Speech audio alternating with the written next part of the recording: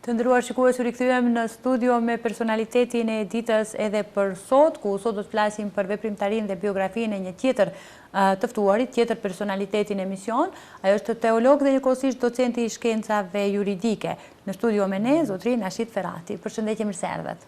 Përshëndetje dhe për ju mirë se u gjeta. Faleminderit shumë që na keni nderuar. Fillimisht ju përgëzojmë për temën tuaj të doktoraturës që mbrojtet tani në Universitetin e Novi Sadit në drejtimin e shkencave Pazarit, në drejtimin e shkencave juridike. Ju dëshirojmë dhe shumë suksese në të ardhmen. Faleminderit, gjithashtu edhe. Fillimisht të flasim për këtë temën tuaj të doktoraturës. Me çfarë teme ju u prezantuat?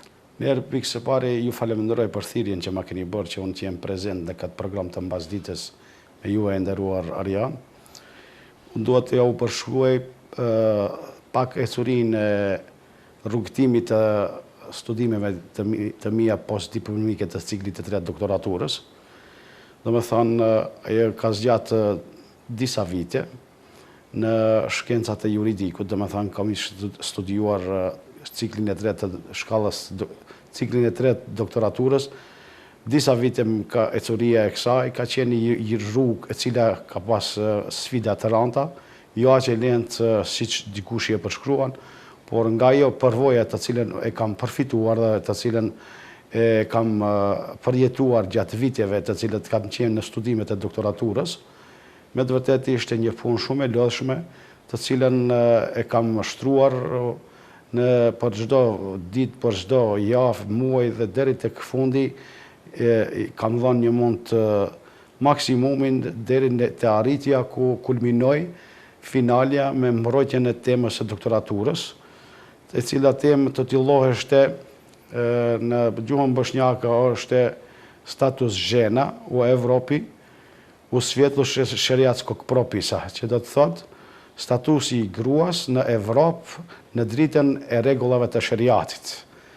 Kjo ishte tema të cilën unë e finalizova studimin e ciklit të tretë doktoraturës. Domethënë ishte kjo temë të cilën thash titullin e temës.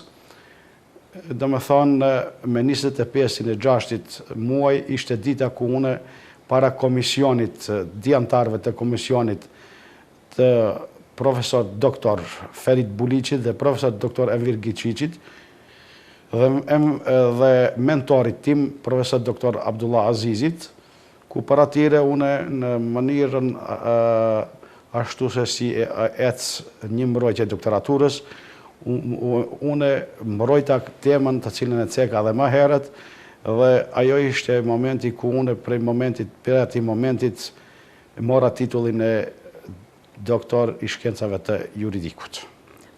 Pse pikërisht të zgjodhët këtë temë për ta trajtuar si temë shumë e bukur, shumë e rëndësishme njëkohësisht? Shije nderuar Arjan, unë gjithmonë në jetën time shkencën kur kam hulumtuar, kur kam studiuar, gjithmonë ajo që unë kam dasht, apetiti jem ka qenë për këtë, gjithmonë të shtroj çështjet komparative. Sepse tema e ime, e cila e thash më herët, ajo në brenda kësaj ngërthen pjesa 3 kapituj. Kapitulli i parë përfshin, mbulon pjesën metodologjike. Kapitulli i dytë mbulon pjesën e historisë gjenezës të popujve se sa ja kanë mundësuar të drejten e gruas, filluar nga shekulli i vjetër antik deri në shekullin bashkohor. Kapitulli i dytë i mbulon këto, domethënë prej shekullit antik deri te shekulli bashkohor. Domethënë të drejtat dhe statusi i gruas, pozita e gruas, cila ka qenë në Greqinë e lashtë dhe Romën e lashtë, po ashtu në mesjet, po ashtu në shekullin e ri dhe atë bashkohor. Kjo është kapitulli i dytë që i përfshin këta që i thash. Kurse kapitulli i tretë i temës time përfshin komparativitetin e të drejtës së gruas në Evropë dhe kam bërë një krahasim me të drejtën e sheriatit, sepse sheriati është shtëpia e jurisprudencës, ajo që nxjerr ligjet dhe nenet dhe që jep në çdo sferë të jetës së njeriut cakton të drejtat e tij, po këtu unë jam dalë te e drejta e gruash dhe kam marrë këta ligje të sheriatit dhe ata të. Njerë kam komparativitetin me të drejtat e ligjeve ndërkombëtare me të drejtën e sheriatit. I kam shtruar ligjet e sheriatit, çfarë të drejtë ka gruaja në shumë segmente, të drejtën e jetës, të drejtën e shkollimit, të drejtën e punësimit, pjesëmarrjen në politikë, pjesëmarrjen në jetën publike, kështu me radhë, dhe të njëjtat i kam bërë krahasuar me të drejtën e ligjeve ndërkombëtare.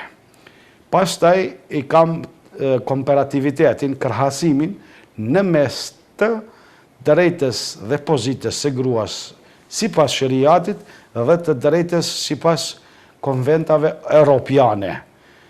Dhe më në fund, ngërthen ma të janë 20 shtete, ku të bëjmë pjesë, është si i pari shtetë është Shtetet e Bashkuara të Amerikës, çfarë i ofrojnë gruas muslimane në jetën e përditshme, në shkollim, në studim, në punësim, në jetën private, në jetën publike, në pjesëmarrjen në politikë dhe kështu me radhë, po ashtu edhe të drejtën e sheriatit e cila çka i ofron gruas në këtë që e thash. Kam shtetet të Evropës, disa shtetet të Evropës, siç janë Franca, Gjermania, Zvicra, Austria, Belgjika, Gjermania, dhe edhe këta i kam shtruar, i kam analizu se cilat të drejta ja ofrojnë femrës ose gruas muslimane, duke atë grave të cilat jetojnë, se ne dim se shumë mirë se sot në për Evropë kemi me numëra të shumë të gra muslimane të cilat jetojnë dhe bashkë jetojnë me familjet e tyre në për Evropë, dhe normalisht që ata e shohin veten aty, mirë po i kam sqaruar ligjet të cilat i ka shembull çdo shtet dhe çfarë i ofron femrës gruas muslimane për jetesë në këto shtete.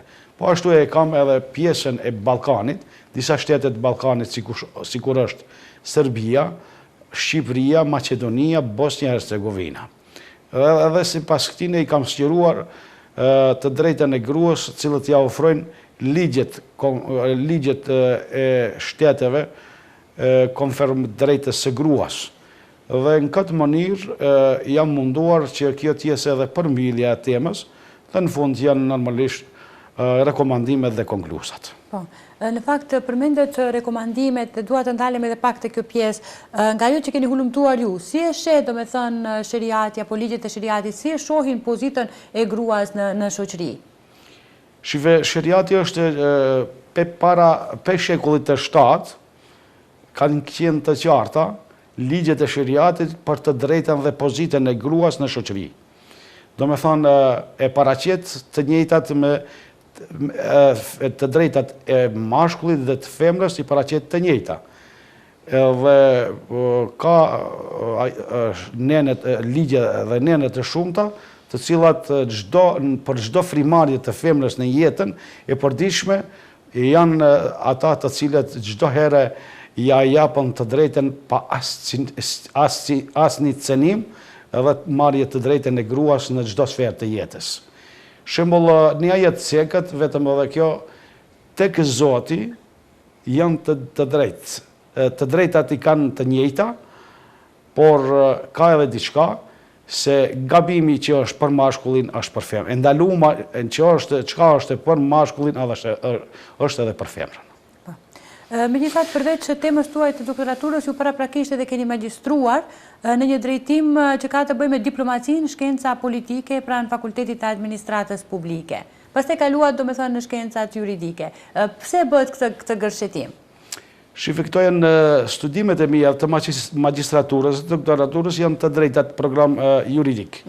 Mirë po, unë edhe thash edhe më herët e nderuar, sepse çdo herë kam pas dëshira jeme, ajo që gjithmonë që temat që i trajtoj une, të cilat i studioj dhe i hulumtoj, të jenë gjithmonë ato komparative që të sjellin në pa, që jo se unë jam i pari i cili kam sjell këtë punim, mirë po ka shumë ata të cilët kanë shkruar, dietar të ndryshëm që kanë ofruar, mirë po unë jam munduar që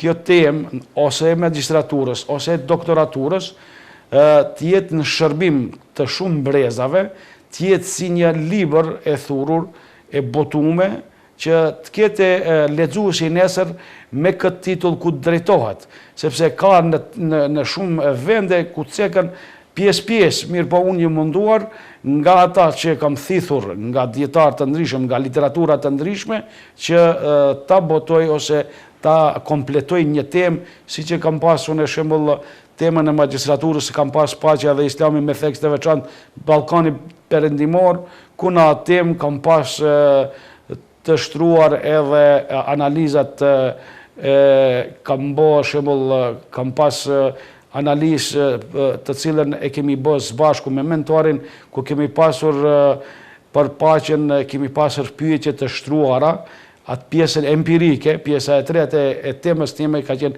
empirike, ku kemi pasur shtruar pyetje me shumë faktor, me student, me bashkësitë islame, si atë krishtere, islame, me shoqata OJC të ndryshme, ku kemi marrë përgjigje të ndryshme dhe kemi bërë rezultatet, kemi ardhen në rezultatet të ndryshme, kemi dhënë në pjesët e paragrafet të cilët i kemi paraqit në kapitullin e tretë, dhe kështu që jam munduar të kese një pjesë hulumtimi, që kjo të jesë në dorën e atyre të cilët janë të interesuar që u intereson këto temat ndryshme.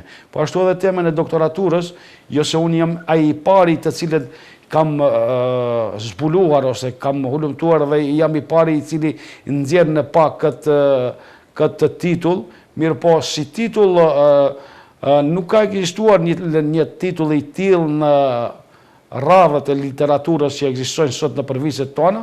Unë jam menduar që me këtë punim të ofroj diçka të cilët ku do të kenë lexuesit dhe ata që janë të interesuar një literaturë të llojit të këtill, të kenë në dorën e tyre që të mundin të jenë të njoftuar, për shembull, me siç e kisha temën e doktoraturës për të drejtën e gruas, të njoftohen se çka ka qenë e drejta e gruas në shekujt e vjetër antik, të mesëm, të ridhat bashkohor, dhe të shohin se sa në atë pjesën ku e kam atë pjesën komparative, të shohin se sa të drejta gëzon gruaja muslimane, femra muslimane në shtetet evropiane, ku edhe ndoshta mund ta them edhe si kritik, ku sot ata promovojnë shumë çështje në sferat e jetës, në shumë sfera të jetës, ku thuhet se edhe paqja është e qëndrueshme në botë për të gjithë e njëjtë, edhe të drejtat e gjitha popujve janë në shtetet evropiane të njëjta, por kur ti merr të analizosh, të studiosh, të hulumtosh, del diçka tjetër, se vetëm është e folur ajo që flitet, por kur hulumtimi ta nxjerr rezultatin, nuk ka të bëjë me atë të cilën flitet. Pikërisht. Dua të ndalemi gjithashtu në veprimtarinë tuaj për të folur pak edhe për konferencat ku ju keni marrë pjesë, në shumë konferenca, pjesëmarrje në shumë konferenca ndërkombëtare ku jeni prezantuar sigurisht me tema të rëndësishme. Mund të flasim pak edhe për këtë përvojë dhe eksperiencë? Po shife, mbasi kur fillohet rruga e hulumtimit të shkencës, normalisht se ka pjesëmarrje, lipet pjesëmarrja dhe të ofrohet jesh pjesëmarrës në ndonjë konferencë. Unë kështu që juve e keni në dorë disa konferenca të cilat janë ndërkombëtare, ku kam pas tema të ndryshme, me një konferencë të cilën është mbajtur në Kosovë, në Prishtinë, kam pas temën konfliktet. Tjetrën kam pas për edhe di tema të tjera të cilat janë të botuara dhe të shtruara sot që gjenden në për faqet e internetit e kështu me radhë. Paqja globale. Paqja dhe globale dhe të vërtetat e reja. Pastaj edhe për konfliktet, siç përmendet edhe ju. Edhe për konfliktet. Sa mendoni se ka ndikuar, domethënë, këto konferenca, pjesëmarrja juaj në këto konferenca ndërkombëtare në zhvillimin intelektual të juaj, në zhvillimin tuaj personal? Unë kur kam punuar këto punime, të cilat kanë qenë apostafat për pjesëmarrjen në këto konferenca të cilat kam qenë pjesëmarrës, jam munduar edhe në atë që e kam pasur mrenda elementet të cilat i kam pasur në punimin tim, që të jenë ofruese për çdo gjë që i novitet njeriut ose Evropës, ose botës, ose rrethit tonë, shteteve tona Kosovës, Maqedonisë, që të japë edhe konkluzat e mia ku flasin për çështje konkrete, të cilat janë shumë të disponueshme që të ofrojnë zgjidhje në sferat e punimit të cilën e kam shtrirë në këto konferenca. Kështu që ka qenë punë maksimale që t'jese e dobishme në të ardhmen.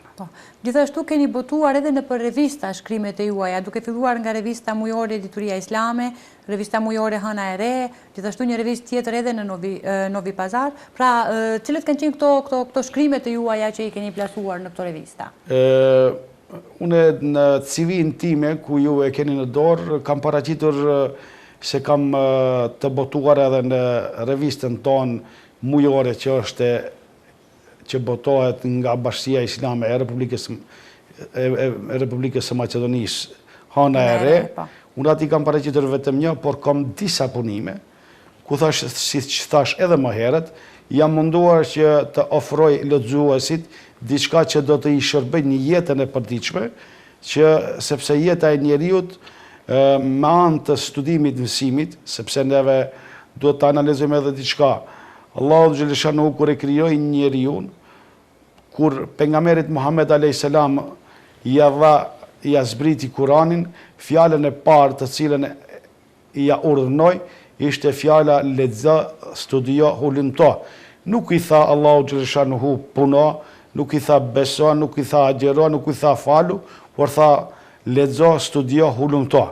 Edhe gjithmonë ne duhet ta kemi parasysh dhe ta kemi të qartë se me anë të studimit të mirëfillt, leximit dhe hulumtimit, do të arrijmë aty ku kanë arrijë popujt e sotshëm, të cilët janë të përparuar në shumë sfera të jetës, në teknologjitë sot siç i kemi. Ne e dimë se sot kush janë shtetet më të përparuar dhe mënyrën se si kanë arrijë deri aty, se sot jeta është lehtësuar shumë më shumë se sikur ishte më para, më herët. Do me thonë, teknologjia ka arritur në arritshmëri shumë të larta, mirë po ato kanë arrijë nëpërmes të leximit dhe hulumtimit dhe studimit. Profesor, ju keni shumë shkrime pra të botuara. Keni menduar ndonjëherë që gjitha këto shkrime t'i botoni në një libër që do t'lini ndoshta gjurmë nga gjithë hulumtime që ju keni bërë? Edhe pse thash më herët se temën e magjistraturës e kam publikuar në libër, tash përgatitem që temën e doktoraturës, ajo është në gjuhën bosnjake, është punuar, ndoshta ideja më ka lindë që ndoshta do të jetë e botuar në dy gjuhët, njerë do të bëj punë të përkthej në përkthim adekuat shqip, të cilën do të mundohem me bashkëpunëtor, të cilët janë të kësaj sfere, janë disa profesor, që unë do t'i ofroj që ata të më shtrojnë ndihmën e tyre, që të arrijmë dhe një përkthim adekuat, që për nesër kur do të botohet, të kemë mundësi të botojnë në dy gjuhët, edhe bosnjake edhe shqipe, ku më vonë do të mundohem që edhe punimet të cilat i kam shtruar në për konferencat edhe revistat si që ceket ju, që edhe ato me një punim tjetër të i botoj edhe t'i kem si botim dhe t'i ofroj lexuesit. Sigurisht, me qenë se përmendet pak më herët çështjen e leximit, hulumtimit, cila do ishte porosia ose mesazhi juaj për të gjithë të rinjët tanë? Shife, kjo është një breng, e cila me të vërtet na brengosën sot, sepse neve krejt e përmendim, kemi qejf, kemi atë të thomi se leximi, mësimi, mirë po, mësimi studimi, mësimi, rinis do njëherë do të kësha porosit krejt popullatën tonë që t'jenë të kujdesshëm në edukatën, cila sot është shumë e mungueshme, edukata të fëmijës, sepse për të pasur një shoqëri të shëndosh, duhet kemi familje të shëndosha. kur ne do të kemi familje të shëndosha dhe do të kemi shoqëri të shëndosha. Në juve vetë jeni dëshmitar i elementeve negative dhe dukurive negative që sot i kemi në mesin e rinisë tonë. Janë si munges e edukatës së mirëfillt familjare. Këshilla ime, kështu përzemërsisht, do të i kisha këshillu të gjithë prindërit, të cilët janë edukator, janë proces mbajtës të një procesit shumë të rëndësishëm, që të jenë të kujdesshëm në edukatën e tyre, të jenë ata të cilët e japin më të shtrejtën vetëm e vetëm të arrijet deri te edukata. Nëse kemi fëmijët e edukum, nëse do sot një popull ta studiosh se kush është djethënje, nëse do ta njohësh një popull, shihe rinin e këtij populli dhe do të kesh sqarim dhe pasqyrën. Dhe neve sot nëse na studiojnë të huajt dhe kush do që të na studioj, kur e sheh këtë rini e cila ka katandisur në rrugëve, i shef dukuri negative, i kemi prejtë droga, alkoholi dhe kështu me radhë, kazinot, bastoret, kështu me radhë të cilët ata nuk ofrojnë asgjë pozitive, por ata janë të cilat ndikojnë në prishjen dhe çoroditjen e të rive tanë. Andaj, pasi që i shohim se ofrohen këto në për cepet e qyteteve tona, të shtetit tonë, andaj kisha porositur baballarët, ata të cilët prindrit janë edukatorë dhe procesmbajtës të edukatës të fëmijëve të jenë shumë të kujdesshëm dhe të shtrojnë punë të madhe me fëmijët e tyre, që të kemi rezultate pozitive, se si kur kështu i shohim, mu më dhimë se të kjo rini e cila është e mirë, e bukur, por i mungon edukata. Edukatën nëse e shtrojmë ne në familjet tona dhe ne do të jemi shoqëri e cila do të jemi të përmendur në shumë sferat e jetës. Mirë po kështu nëse na analizojnë në këtë mënyrë se si jemi dhe si është e gjendja jonë, është me të vërtet mjerim. Andaj, rinis duhet ta këshilloj, dhe thëmë rini e dashur, gjithmonë jeni ata të cilët e ndjekni rrugën e diturisë, rrugën e mirëfillt. Mundoheni të jeni studiues, shok më të mirin tuaj, ta keni librin dhe studimin, se me anë të asaj, popull sot që i kemi me arritshmëri të larta në gjitha sferat e re i jetës, vetëm me studim, me mësim dhe hulumtim kanë arritur. Për të arritur në ata, duhet të jemi një shembull, të marrim nga ata, të thithim nga ata dhe të punojmë më shumë se ato. Natë ditë që të shohim pak dritë. Faleminderit shumë që na nderuat me pjesëmarrjen tuaj në emisionin tonë. Faleminderit e nderuar edhe juve për thirrjen që mua më mundsua të jem së bashku me ju dhe të shtrojmë këtë të cilën e zhvilluam gjatë këtyre minutave. Faleminderit edhe juve. Të nderuar shikues, ishte kjo pjesa me personalitetin e ditës. Ju vazhdoni të qëndroni dhe më tutje me ne, do të rikthehemi vetëm pas pak në pjesën tjetër. Faleminderit shumë. Besoj se ishte